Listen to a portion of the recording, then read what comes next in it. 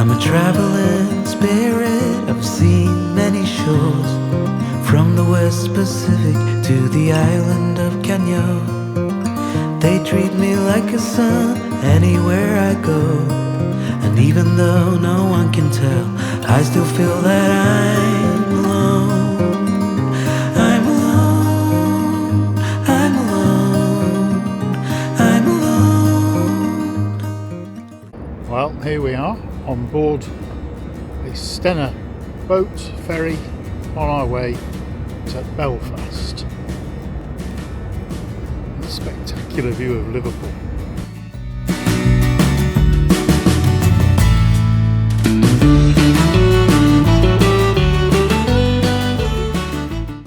Titanic Belfast. Let's go and have a look around.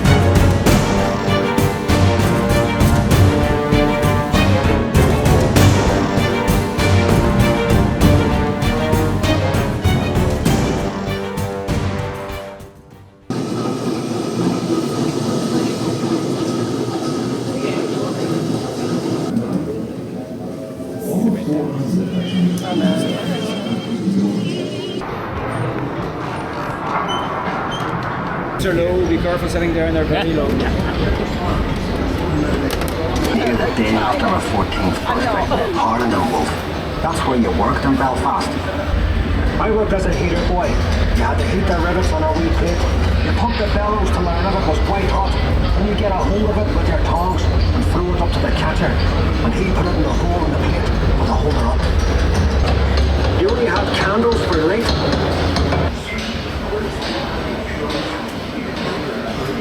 100,000 people watched the launch. Some paid a ball to sit in the reserved seating. There were extra trams laid on. Then we all went off to the pub to wish her well.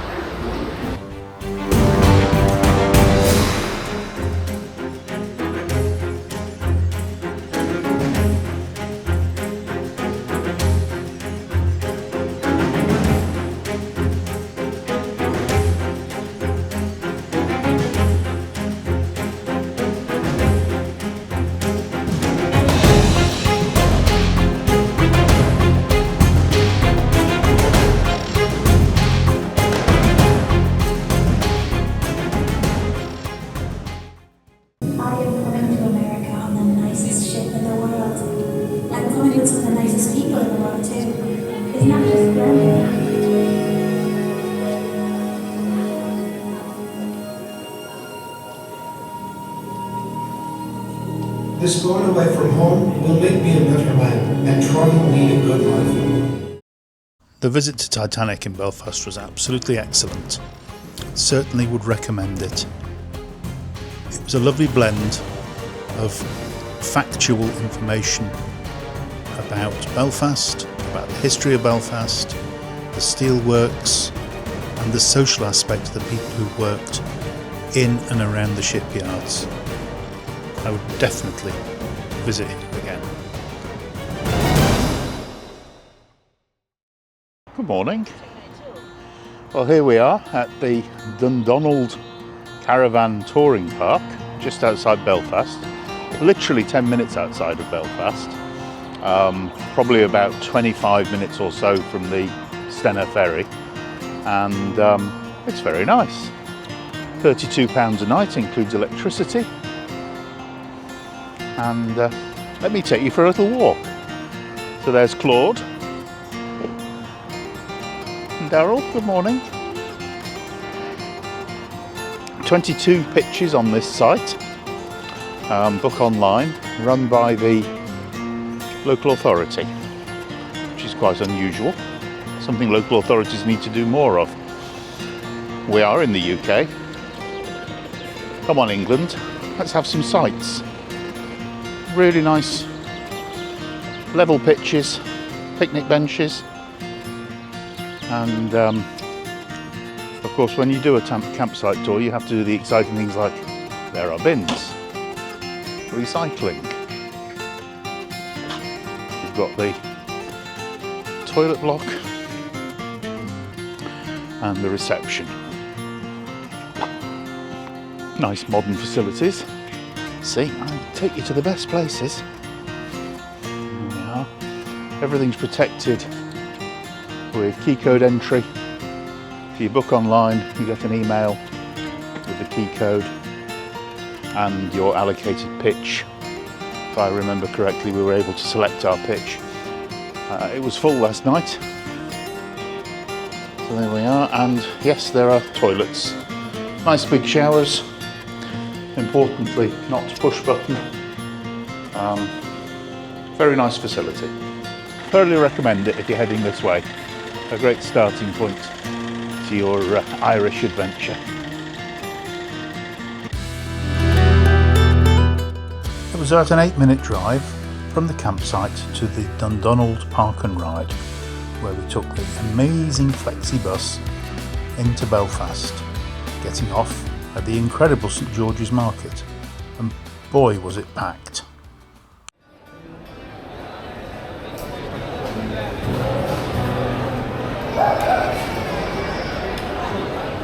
It's called Derry.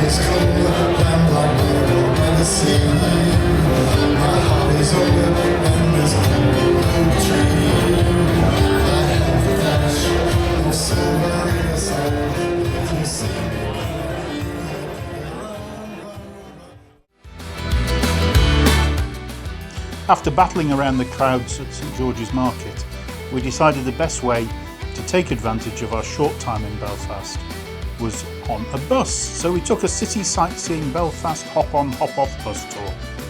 And I have to say, it was remarkable. We learnt so much and it was so interesting. Here's some footage from the tour.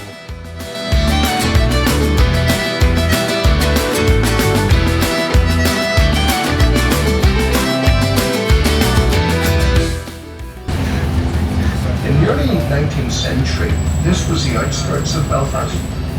But with the population growing so rapidly, houses were needed fast, and so too were churches. Hundreds of churches were built in the second half of the 19th century.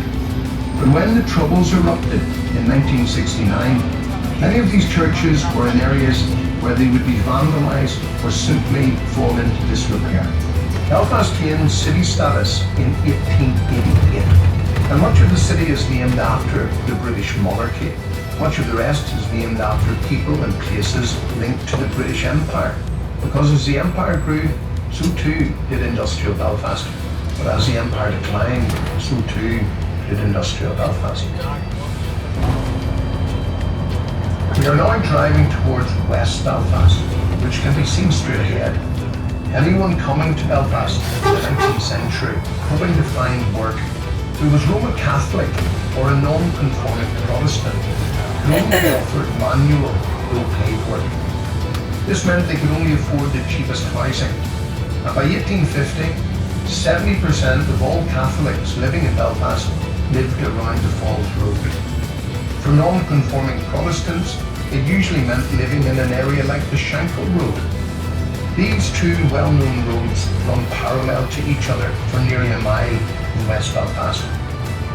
Religious tension had been erupting into violence there since the 1840s. So when the Good Friday Agreement of 1998 was introduced, it made massive changes to Belfast.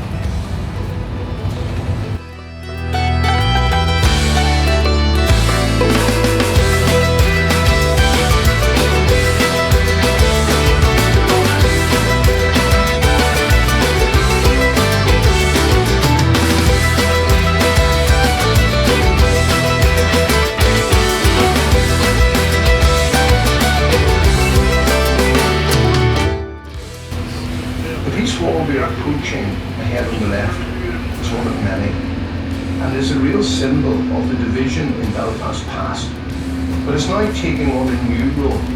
It is now the longest art gallery in Europe, with everything from graffiti art competitions to images that express the culture of local areas. Thousands have signed the wall, with many leaving messages of hope for the future. The words of the more famous are embedded into the wall in the section up ahead on the left. The words of the Dalai Lama are, open your arms to change, but don't let go of your values. Whilst the words of Bill Clinton are, strength and wisdom are not opposing values. Despite the reason why these peace walls were erected in the first place, local community groups have worked together in recent times to transform Belfast into one of the safest cities in Europe to walk around. You could get off this bus anywhere in this area and you would be made equally welcome by everyone. They really are some of the friendliest people that hope to meet. Soon the Union flags we will see indicate that we are approaching the Shankill Road. The area in the middle of the Shankill Road features many striking murals which will give you a great insight into the community's identity. Since the Good Friday Agreement of 1998, a new form of government was introduced which would give equal representation to everyone in this part of Ireland. 108 members of the Legislative Assembly now govern this part of Ireland and are led by 2 First Ministers. Both have the same power, but one can't do anything without the say-so of the other. The Unionists want to remain inside the United Kingdom, while the Nationalists want the opposite. Now, with both traditions being given parity of esteem, things have changed here dramatically. The nationalist, who feels his identity as Irish, has an Irish passport, while the unionist, who feels his identity is British, has a British passport. Or having both passports is also an option. Really gave some context to what they describe as the Troubles, and it was such an emotional moment driving through the peace gates and seeing the peace wall. I would definitely recommend doing such a sightseeing tour. It was great. The Crown Bar, 46 Great Victoria Street, Belfast. A wonderful atmospheric setting with period gas lighting and cosy snugs, an ornate interior of brightly coloured tiles, carvings and glass. It really was a moment of stepping back in time.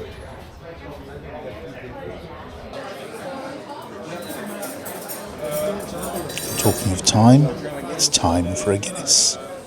In Guinness, it's time.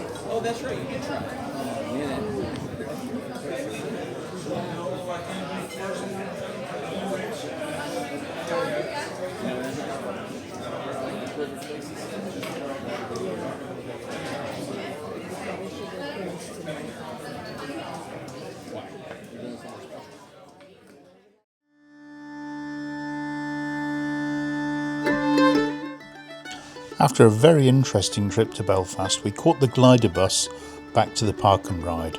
Well, if we'd have gone in the right direction. So, eventually, we got on the right bus, which then broke down, so we transferred to another bus, back to the park and ride, passing Stormont, which was quite a walk, so we didn't stop. What a great day. So we're in Gracehill, which is just outside of Ballymena, and we've come to a Moravian village settlement. In 1759, some Moravian brethren from Germany came and built a settlement based on a central square with a pond in the middle of the park that represents Jesus, the living water. They built a church, a boys' school and a girls' school, and all the houses built around the square were basically the same. So Gracefield is also a UNESCO World Heritage Site, as are all Moravian Brethren developments. Here we see God's Acre, which is their burial ground. Men buried to the left, women buried to the right.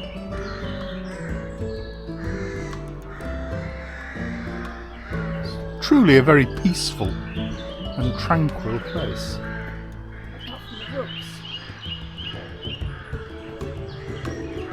With an extraordinary number of birds.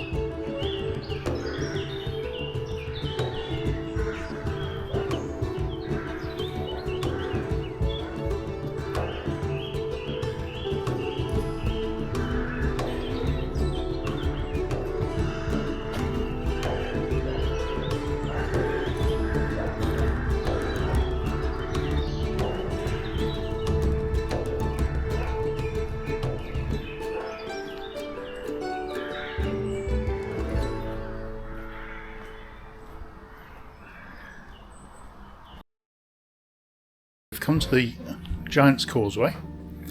We weren't planning on coming to the Giants Causeway, and at the moment I'm rather wishing that we hadn't. If you're in a camper van, it's not accessible. If you have accessibility issues, it's not accessible, despite what the National Trust might say. Anyway, the visitor centre is built for processing coach parties. What a major disappointment.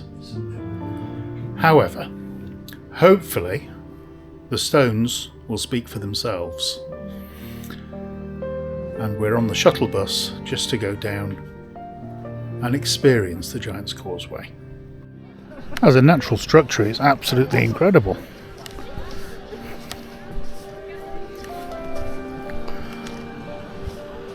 Strangely, almost otherworldly look. But I can't get over all the penguins standing on the rocks.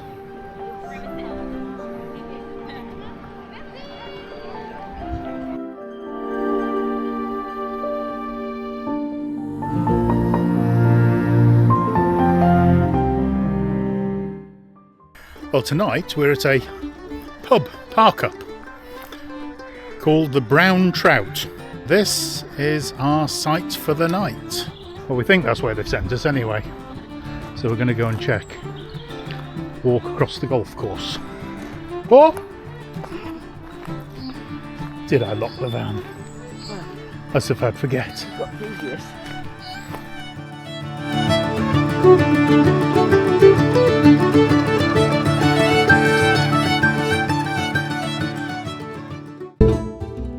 The Moors near Castle Rock.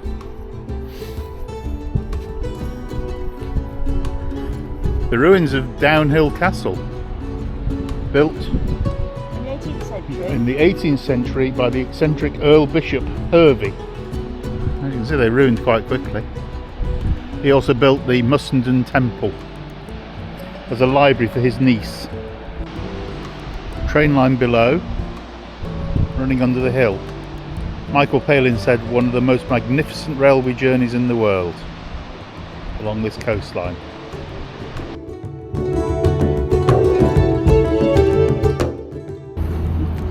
So today we've come to Derry. Came in on the Park and Ride from Domahoe Park and Ride. It's very confusing. Bus 212. Although the driver didn't really seem to want to be a bus driver. So into Derry, we'll have a little round. The name Derry derives from the Old Irish word dare, meaning oak grove, particularly an oak grove on an island surrounded by water or peat bog. Such was the case at Derry. The original oak grove and the various settlements which followed it were all located on a small hill, which was formerly an island in the River Foyle. By tradition, it's claimed that the great Irish saint Colmcille, or Columba, founded a monastery on the island of Derry in 546. In any case, because of the association with Columba, Derry became an important centre of Christianity until the end of the medieval period. In the early 17th century, the city of Londonderry was the jewel in the crown of the Ulster plantation, laid out according to the best contemporary principles of town planning imported from continental Europe. The city was enclosed by massive stone and earthen fortifications. Derry was the last walled town built in Ireland. Since then, the walls have been a constant feature of the city's life, witnessing events celebratory and tragic. They've never been breached, withstanding besieging armies in 1649 and 1689. During the more recent troubles, the walls were used again in a 20th century conflict, separating communities and refortified with military watchtowers. Today, the Derry walls provide an elevated promenade from which to view the city within and without.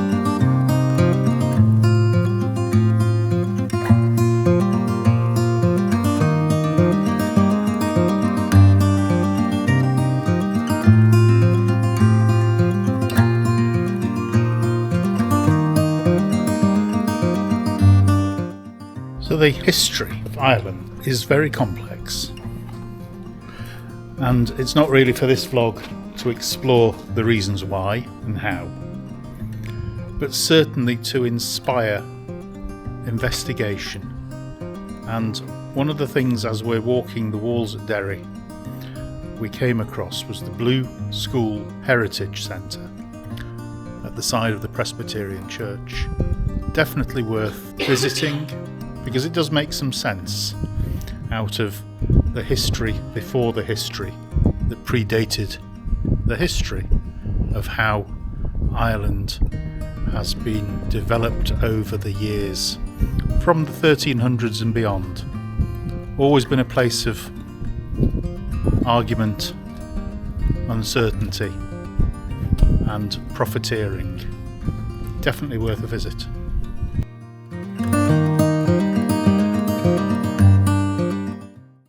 We spent our last night in Northern Ireland at McGilligan's Point, a lovely tranquil spot, the beautiful beach to walk along. Come with me.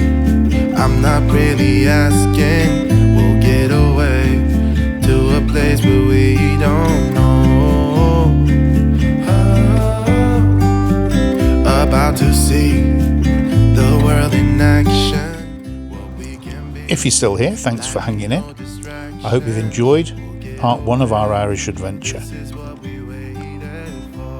Join us in part 2, where we'll journey into Southern Ireland, crossing the border and following the wild Atlantic Way, catching Malin Head, down through Donegal and out towards Dublin, and a brief time in Dublin. We hope you're enjoying our videos. Please do click the like button, ding the bell for notifications, and if you haven't already, please do subscribe. It's great to have you here, great to read your comments. Thank you very much. Not looking back, eyes on the freeway, Bonnie and Clyde, a classic cliche. We're on the run, this is what we waited for.